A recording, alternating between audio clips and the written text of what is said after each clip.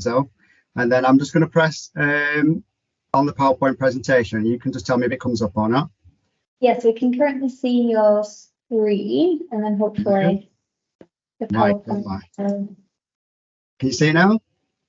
Yes, perfect. Thank you. That's great. There we go. Figured out. There is a video on here, so if there's no sound, I'm really sorry. Hopefully this will all work on Teams, and that'd be fantastic. You guys are quite small for me at the bottom of this screen, because I'm looking at two right now, so I'm looking directly at you guys now. I'm sorry if I'm looking slightly off to the right sometimes, because I've got two screens running.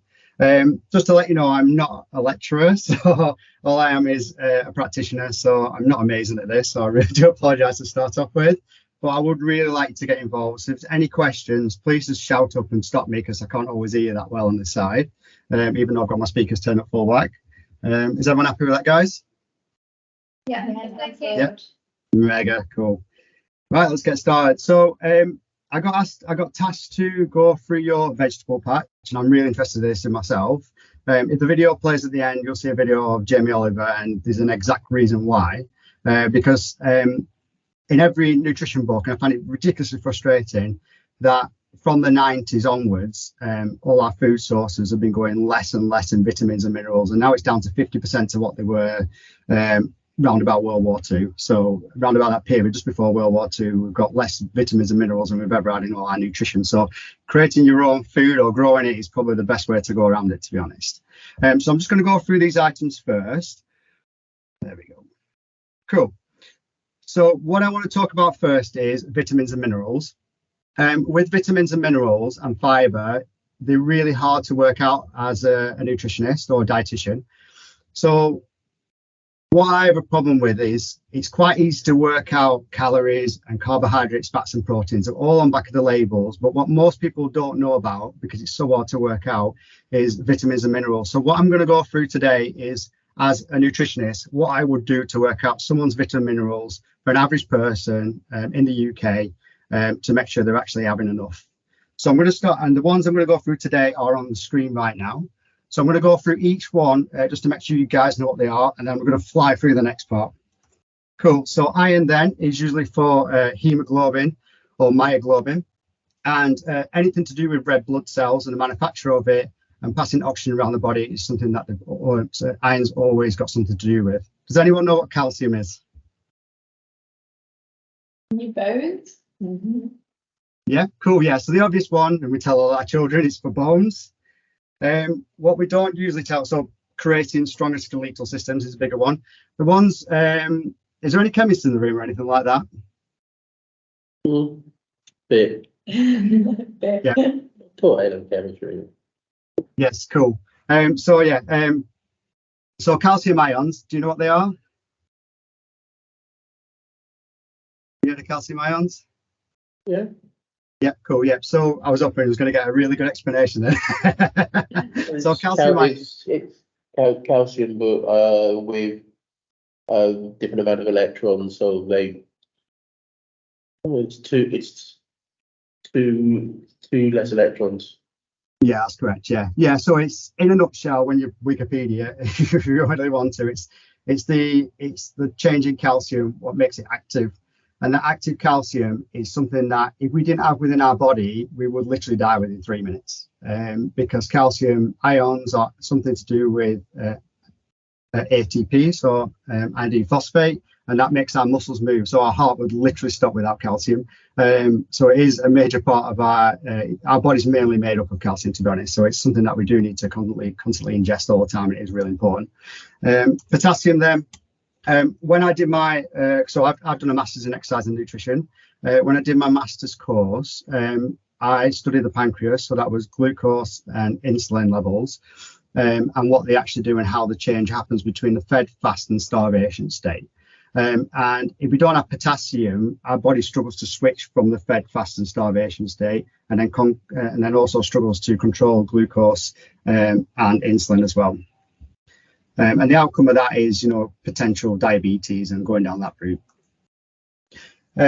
Phosphorus is, I struggle to pronounce it, so if I say it wrong at any point through this, I'm sorry about that. So mRNA translation is something also what happens within the pancreas to create glucose or insulin to send it around the body. So we can't control our homeostasis, so our normal bodily movements, without phosphorus as well.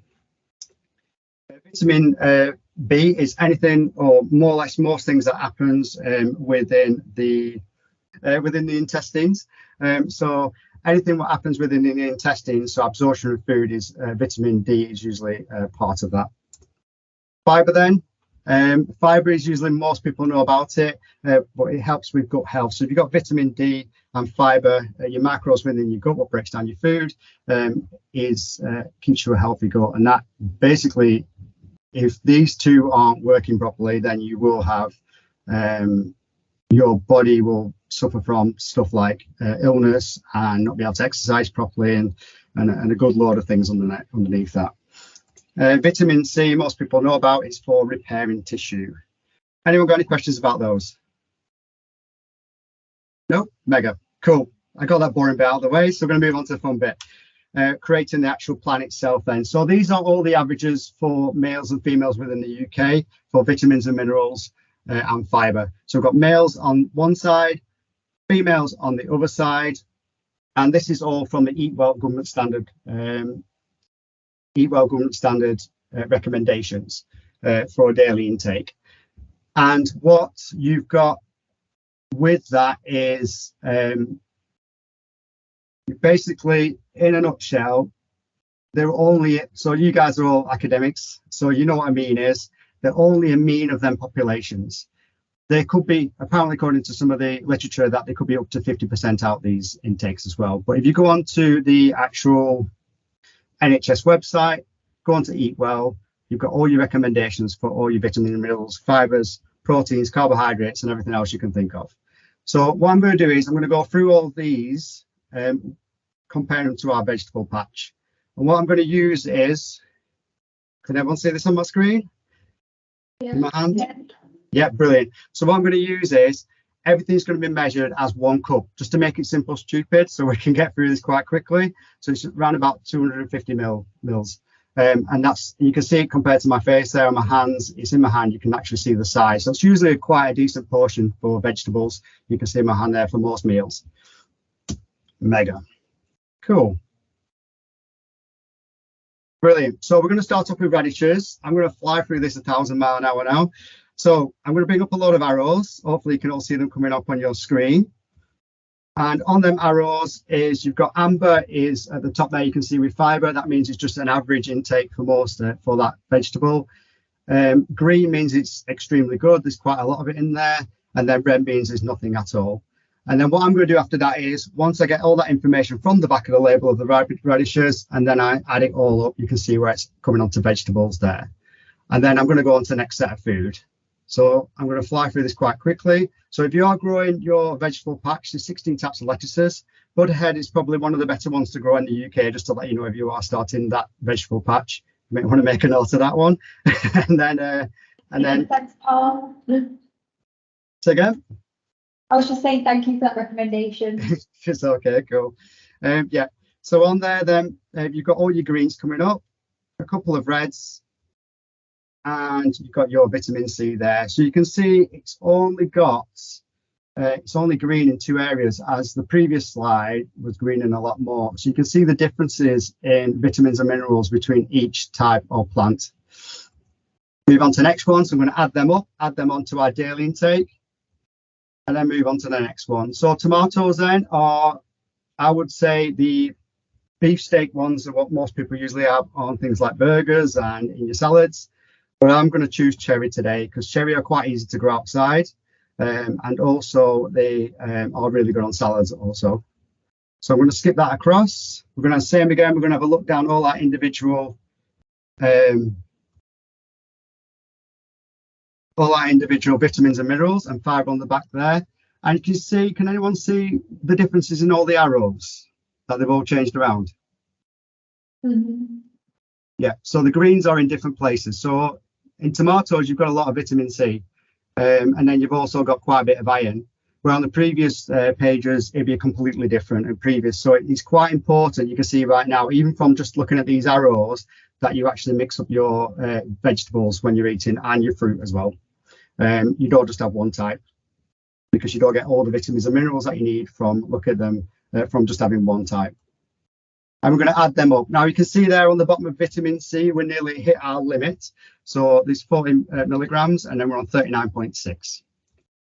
Moving on to beetroot. Beetroot is something that we use for athletes all the time. It does actually speed up people's acceleration as well as bananas. And the reason why that is because it's absolutely full of potassium. That's come up green, you can see there. But what I found out is with phosphorus that we don't always have it on the label, so you're going to have to Google that separately. So if you are calculating your vitamins and minerals for the day, then you need to go and do that. Then that's the same with vitamin C. Vitamin C wasn't on the label as well, so go away, Google it, find the same portion size, come back, and then you need to add that on when you're doing your maths. And you can see there now our vitamin C has now gone in the green. Looks like a yeah moment as a nutritionist, because that means you've actually found the right amount. That's great. So I'm going to leave vitamin C alone now. We're going to go on to carrots, and I'm going to quickly fly through this next section because the next part is more important. Cool. As you can see there, carrots are really rich in calcium, potassium, and phosphorus and fiber. But as you can see, they're lacking in vitamin C compared to the other food bases. I'm going to add them together, and then we're going to go to our last one on our vegetable patch, and I'm going to choose green peppers. As you can see, there's multiple types. The reason why I'm choosing green is because there is 3 different types of bell peppers, but they have all their individual nutritional intake. So if you bring all the different peppers up, they are all different in the macronutrients and vitamins and minerals. But we'll just choose green just for literally to show you a demo of this. So I'm going to bring that down, and we're going to do our last lot now. Moving in, as you can see, there is a lot of amber there, but when you come to vitamin C, peppers are the highest by far. We've got quadruple compared to the other ones. So we're going to add that up, put that on, and then we've finished. So we've been through our vegetable patch. That is 6 different vegetables a day. Does anyone think we're hitting our 5 a day there? No. Yeah, no? There's a lot of massive footy there. No vitamin D at all. No. Yeah. So you're coming up with exactly the same thing as me. We're not at all. So a 5 a day doesn't usually cut it at all. And that's one thing I want to come out from this slide. One takeout from this slide is 5 a day does not cut it. And you'll see how many in a second, how many fruit and veg that you need to eat to actually hit them targets. So I'm going to bring up the percentages so it's easier to see. So you've got iron, what's still quite low. And it's for females, it's only 18% of your daily intake. And then below that, you've got calcium, that's at 21% of your daily intake. And then imagine you've just had 6 portions at this size of your vegetables from your vegetable patch. So we need to top that up somehow. And then we've got potassium, and we've got fiber, what's not too bad. 50%, sometimes I'll take that for most people because they usually have around about that. But I want to top it up to 100% on all of them. So as a nutritionist, I have to go down and think, what am I going to do about this? So what I start off with normally is breakfasts. Now, most people don't eat breakfasts, but you can eat it later on in the day if you want to, as long as you get that food intake in at some point. So I'm going to bring up first old-fashioned oats. Does anyone know the difference of types of porridges or oats? No. So old-fashioned oats, so there's something called the glycemic index. So what that is if you have a lot of what's high up the glycemic index, it will digest quicker than food lower down the glycemic index. That's the only thing it's good for. And the only reason you guys need to know this is because if you have a breakfast in the morning, you want to kind of hold it out till about 10:30 afterwards, or midday or something like that. You want to hold your food out so you don't have to eat straight afterwards. It stops you from snacking as well in the office place because you're already full. If you have old-fashioned oats compared to normal oats and compared to porridge pots, at that point, the difference between an average porridge pot you buy from the supermarket, what's about 50 odd grams, exactly the same, you will feel hungry about an hour and a half later. If you have old-fashioned oats, because the oats are thicker, they digest slower, you'll feel hungry 2.5 hours after. So there's a big difference in that. So to stop yourself from snacking, you want to feel full, you don't want to be starving at any point. So you can change your basic diet for the types of food you eat. So you go organic based oats, what are larger. So Greek style yogurt as well. Greek style yogurt, full fats you want, not the latest studies on this is for microbiome. That's basically helping your healthy gut, and you want full fat Greek style yogurt or full fat yogurts at any point, and you want as much less processed as possible. So that means if you can see bits of fruit in it and stuff, that's usually less processed. And I think it's called Kir yogurt is probably better than Greek style, but I couldn't find the details on that one. Whole milk as well, full fat milk, not semi-skimmed, because like I said, it's for your microbiome. The myth of eating low-fat food for healthy diets is well and truly out the window, and it's something that came up in the 90s, and there's little to no literature what actually says why you've got to eat that food. And then on top of that, then you want your fruit and berries. I usually have frozen because I stick them on top, and then it looks something like this in my hand. Can everyone see that? Mix it all together. Yeah, cool. Put it in a nice little pot. You can see I'm going to spin it around so you can see the size differences for it, and then you can just take that to work, and then you'll see right now how much everything jumps up. So I've got there, you've now gone into green on your fiber, you're half on your iron, not compared to before. Vitamin C, I said I'm not touching anymore because we're already at the limit, and potassium, we're not far off as well. Just off that one meal punches it up. Okay, so we're going to go to snacks now. Best thing you could eat in the world is nuts, healthy based nuts, that is. And after that, a banana and then an apple. Usually pretty typical for most people's healthy snacks, aren't they? But you can see there on the nuts, potassium high, what's great. And then on the banana, high also. But what I can see is what you won't think of in a million years is the calcium levels. Look how high it is on them, on the nuts, to help your healthy bones and help your muscles move. Calcium is really good. So nuts are very, very good. Plus they're full of healthy fats as well. So polyunsaturated fats. Then you can see now it's all jumped up. So we're nearly there on the iron. So I'm okay as a male, but females are not quite there. And then you've got also on here, you've got, we've just gone on green on our potassium, we've gone green on our fiber, and we've gone green on our vitamin C. Okay, we're going to go to meals then. So we've got our vegetable patch, what we've had before, our 6 bits of vegetables. What sort of foods can we have with them? So we can have broccoli. A reason why I chose broccoli, because it's usually high in iron, but because obviously a cup's not that large, it doesn't really show up here that well. So we've got our broccoli. We can also add, sorry, not broccoli, spinach at the moment then, craziness. And then we've got our broccoli. Broccoli is really high in calcium, you can see there, and phosphorus, because we need to build up on that one. And also we've got, I need to add a protein in. I know, I'm sorry for you guys who are vegetarian. I've just added a protein in because it balances it out just nicely. So we've got our iron intake there and our phosphorus and our calcium. Now there's one thing missing. Does anyone know what was that missing through the whole thing? Vitamin D. Yay! Top. Who was that? Top points. I like it. Does anyone know where we get vitamin D from? Sunshine. Sun?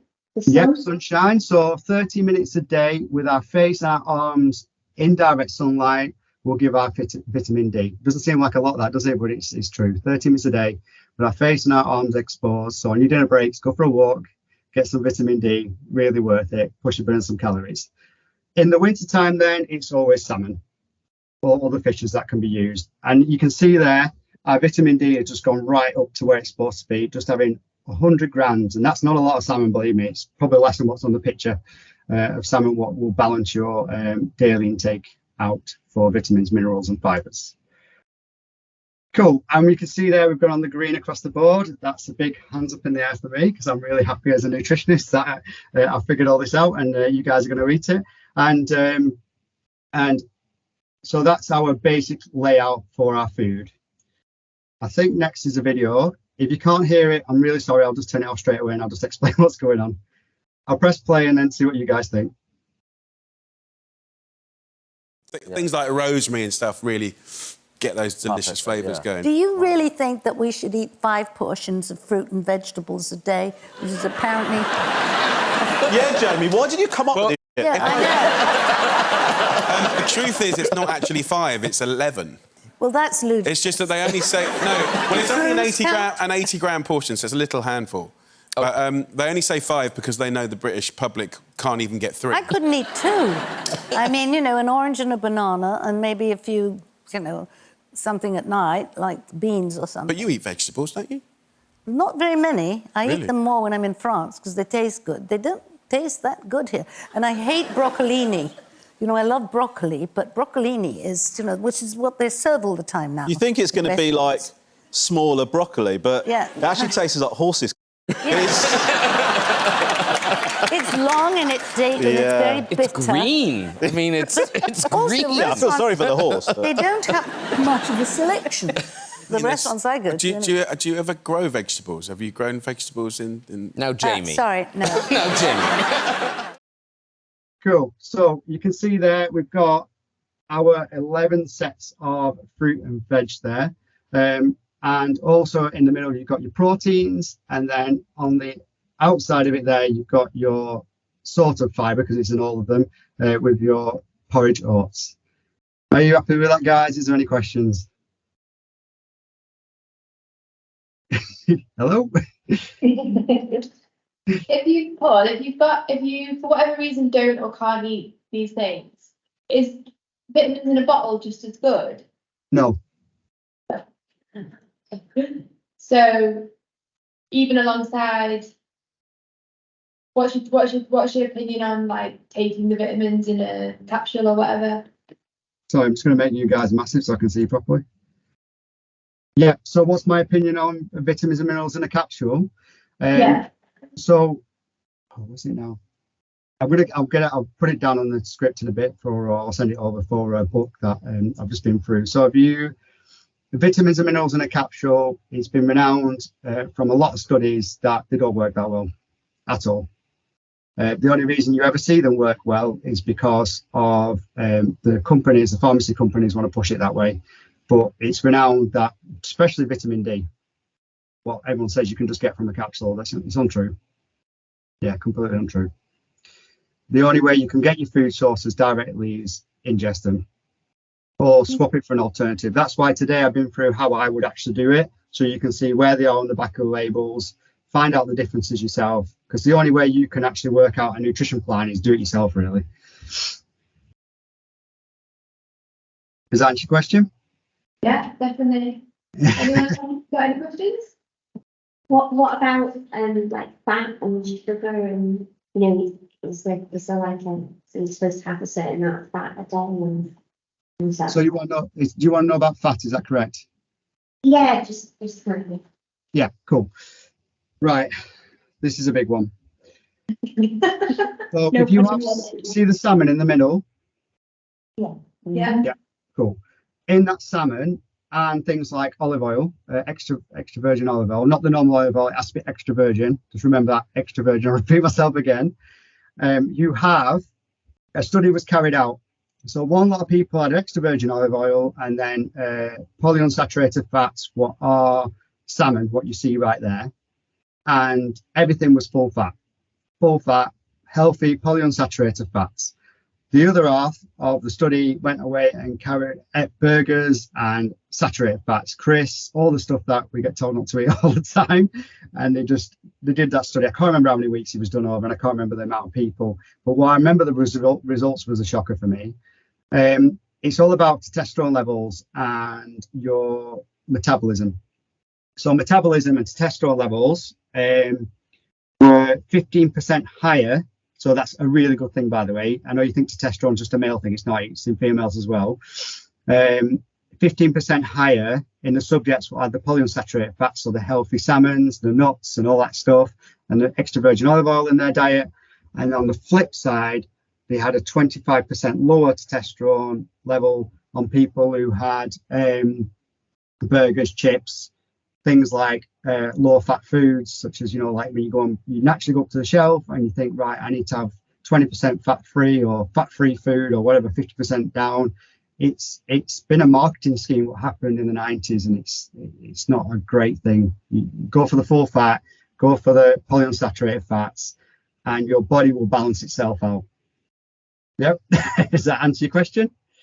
Do you need to know amounts as well? No, I just wondered. Yep. So you can have full fat butter. You go for it. Full fat butter is the way forward. Try and stay away from the margarine. Sorry, what's the stuff you get? I can't remember the name of it now. The false, like this is not butter and all that, them makes. Try and stay away from them, because they're basically inside them.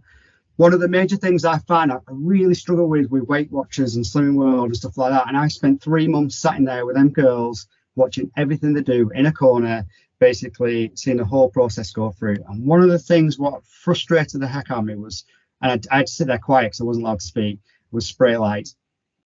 So how many people use spray light on the food because they told Weight Watchers and Slimming World said they could eat it? Can I have a show of hands? Does anyone have spray light on the food? No. I'm in the cupboard. I've used it before. Chips. Yeah. You want to throw that in the bin as fast as possible. So the reason why spray light was used and vegetable oils was because the government or the people cannot create enough extra virgin olive oil. So it gets used in restaurants, McDonald's, all that stuff. It's a lot cheaper to use an extra virgin olive oil for companies to use. However, that stuff, and if you look it up, it's designed to run cars. It's literally might as well be drinking petrol. It's that bad for you. It's that bad for you. It's just like, I just saw someone's face just open up. It's equivalent of drinking petrol. Yeah. And I sat there frustrated. And one of the other frustrations I think I found with Slimming World was a lot of the ladies were coming back and eating exactly the same thing all the time. They were losing weight, but what happened is when the body loses weight, you can only lose 1.5% of your body mass a week. So what happens is, so when you work that out, it's usually about a kilo maximum, or 2.2 pounds. That's it. So they go away, they eat their same meals every single day. They don't mix it up like you see on the screen right there. They come back, they lose weight. But what happens is they'll lose like 4 pounds or something or whatever.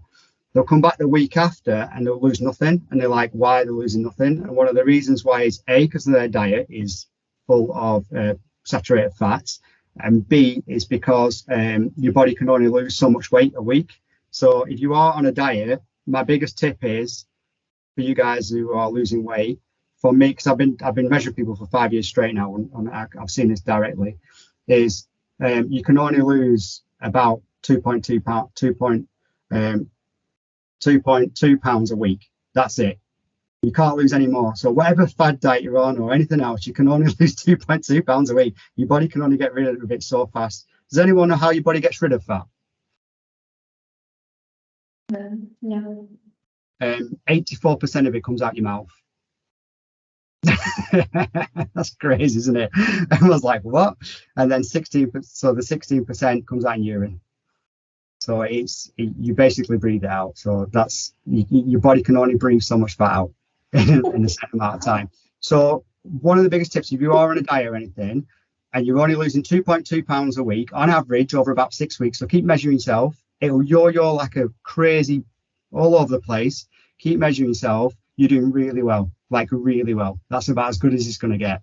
And then if every 7 weeks, and this is not in any journals, what I've seen through 5 years worth of data on my own clients, is that you get every 7 weeks you get a bit where your body just goes, no, I'm not doing it anymore. I'm really just not. I'm not going to stick to it, and it just doesn't lose any weight. At that point, go and eat something you really like. Go and eat a burger if you want to, or whatever you want, for a couple of days, and then get back on it again. For some reason, the sugar in your system, when it builds itself back up, it'll start you from losing weight again. So, in a nutshell, 2.2 pounds per week if you want to lose, and then straight after that, every 7 weeks, 6 to 7 weeks, take a break, and then get back on it again. Take a break, get back on it again. Does that all make sense? Wow. Any more questions before we go? Well, thank you so much, Paul, for coming and talking to us. No, you're welcome. when you are doing your vegetable packs and stuff, it'd be great if I could get involved. It'd be amazing. And if you want me to come back at any point, I'm more than happy. That's great. Yeah, we'll definitely keep you in the loop with everything. Thank you so much. Cheers, guys. Thank you very much. Thank you. Thank you. Bye bye.